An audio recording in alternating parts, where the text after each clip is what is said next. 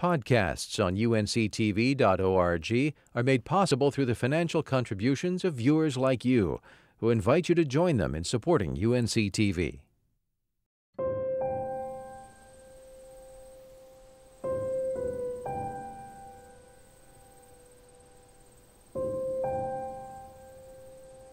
Life's trails are filled with surprises. The more interesting and memorable ones offer twists and turns to negotiate and steep summits to climb. Sometimes after you think you've found your footing at last. Do you want to hike in the rain? Is that what you're thinking? Boy, thank you again. Yes, sir. But it's the most challenging of life's trails that play forever in your mind.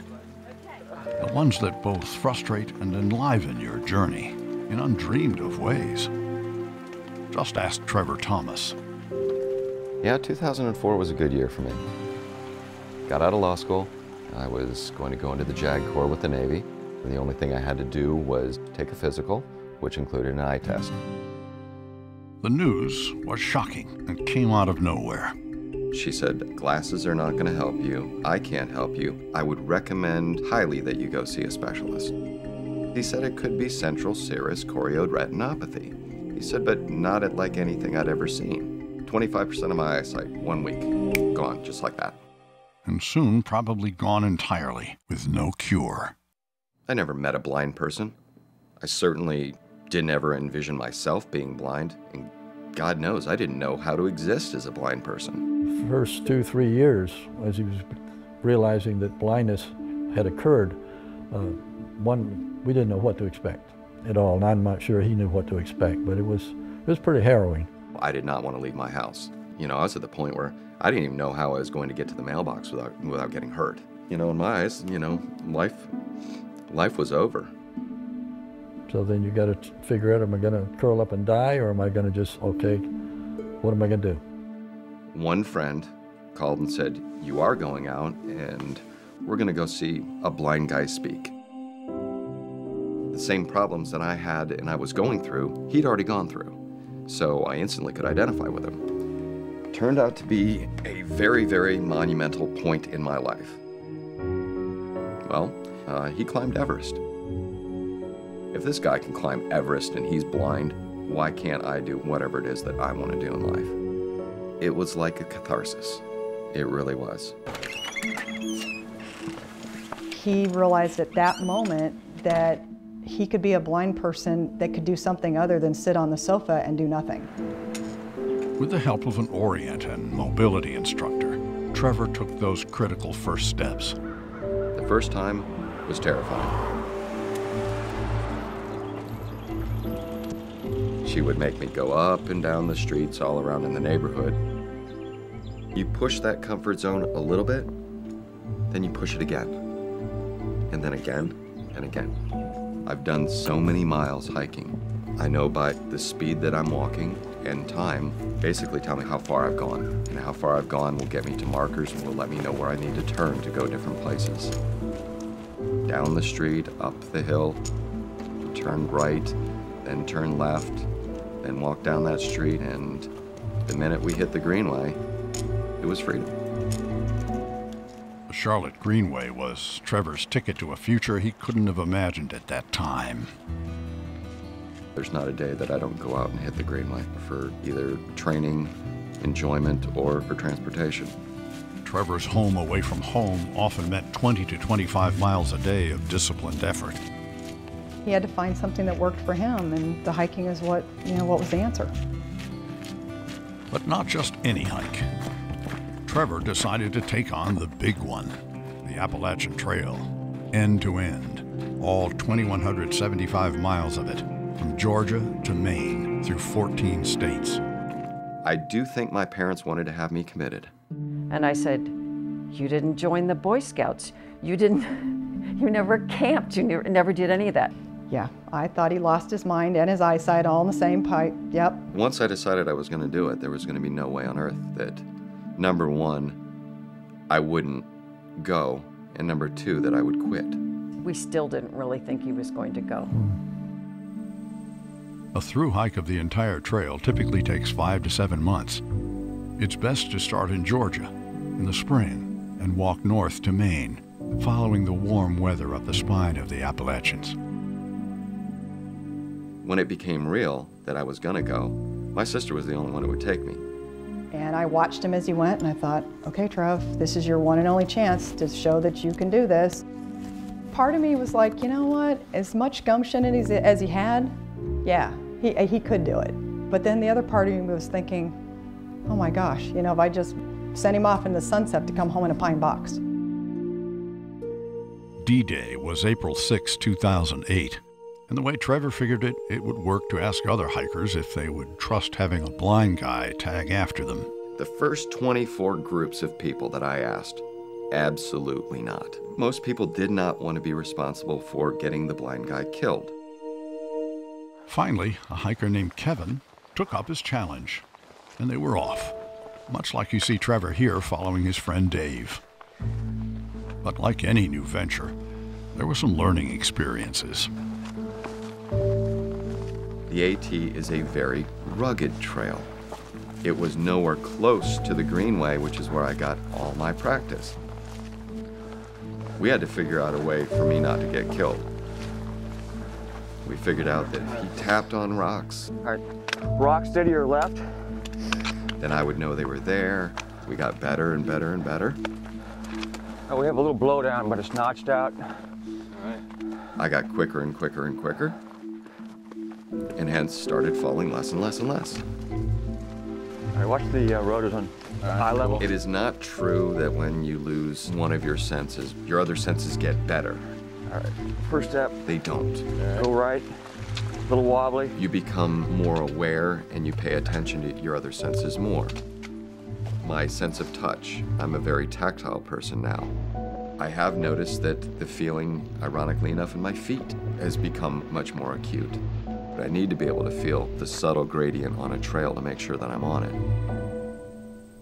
Inevitably, Trevor and his first hiking partner had to part company. We made it 7 days before he had to leave and go on. I figured I'd just stop and I'd sit down and I'd wait. The great thing about the AT is that there are thousands of people that do it every year. So you meet a lot of people along the way. And Trevor was fortunate to find fresh hiking partners willing to take him on. And they said, come with us. And it went on and on like that. Groups would form, people would get off.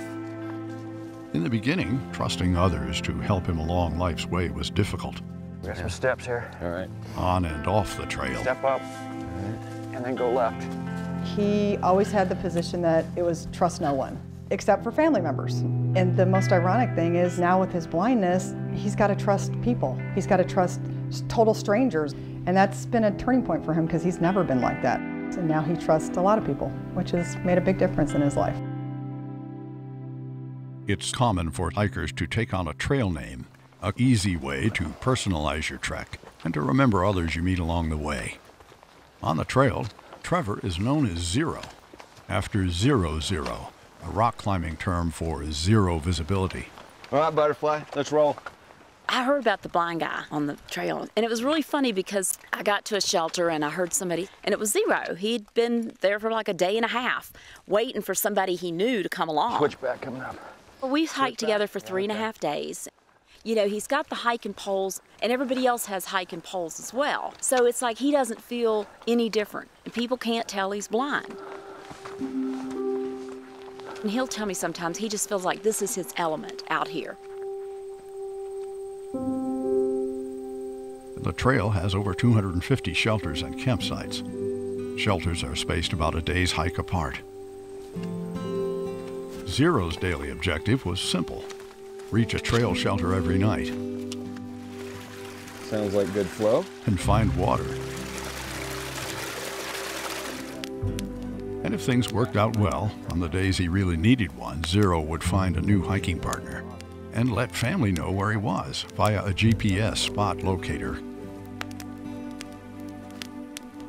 Anybody who's ever been hiking in unfamiliar territory, even for an afternoon, can recall the heart-pounding feeling that can come with being alone in the wilderness. It's one thing to be alone and a little bit freaked out in the backcountry when you're by yourself in the daytime. But when it turns to night and you're by yourself, is very, very unnerving. You sit and you wait for the day to come. I mean, you're just praying for, when am I going to feel that light on my face?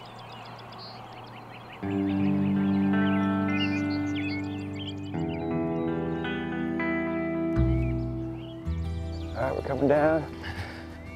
Sun's feeling good. This is a shot that I need for my camera, with the dew on trees. Yeah? What about it? Oh, it's the sun shooting through.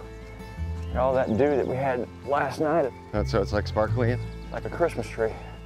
Nice. This is a story of a man transformed, who has learned to step out of self and in turn inspire others. The amazing thing is that I was doing the AT for myself.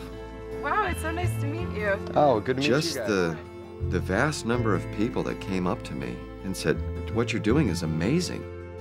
And they're like, no, you inspire me. My name's Zero. Oh, you're the blind guy. Yeah, that's me. I've heard of you. Oh, thanks. So, I'm really impressed. Knowing that by me walking was inspiring people to do things was just really cool. And I was like, wow, maybe I can make a difference doing this.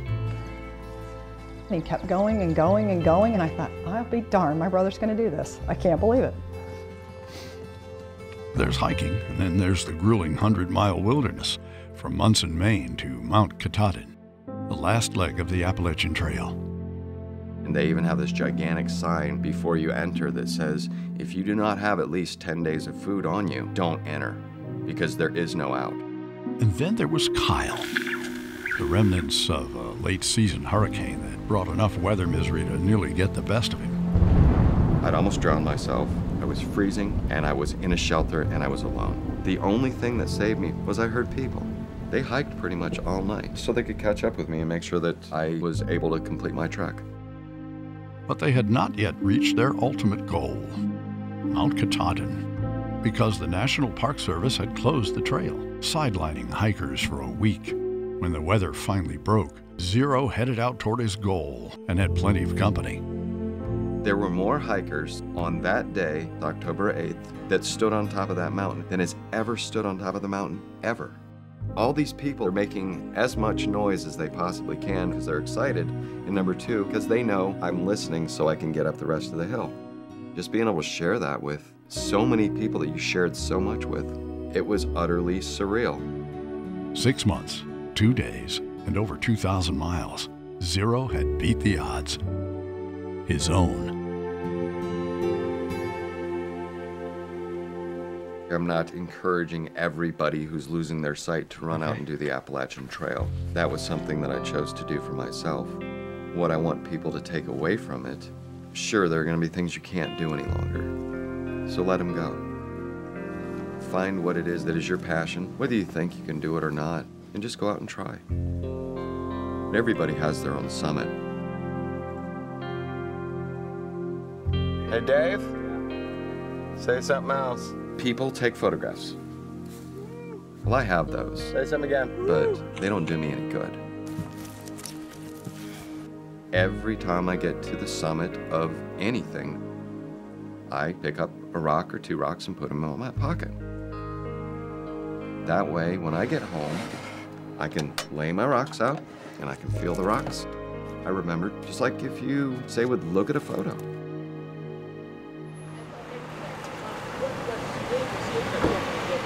I just navigated 2,175 miles. I'm out there doing things that 99% of the population wouldn't even consider doing. What to most people would seem to be the mundane is a great deal of challenge for me. Being alone and going to the grocery store. I'm Trevor. I'm Carol. Good to meet you. Good to meet you too. I need to do a little shopping. Sorry. Oh, no worries. I can't see the boxes. And it's a good one? I can't see the cans. That's good. Great. It's a reality check.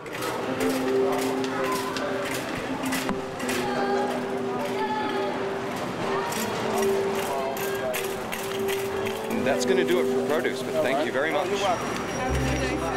One thing that was most detrimental to me, and I listened to it for a while, as my vision grew worse, there was the increased societal expectations on me being able to do less and less.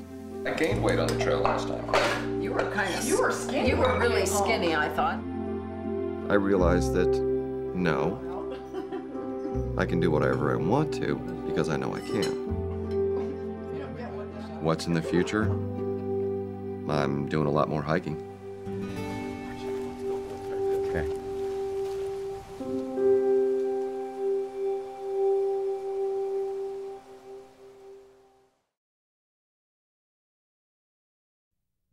Podcasts on UNC-TV.org are made possible through the financial contributions of viewers like you, who invite you to join them in supporting UNC-TV.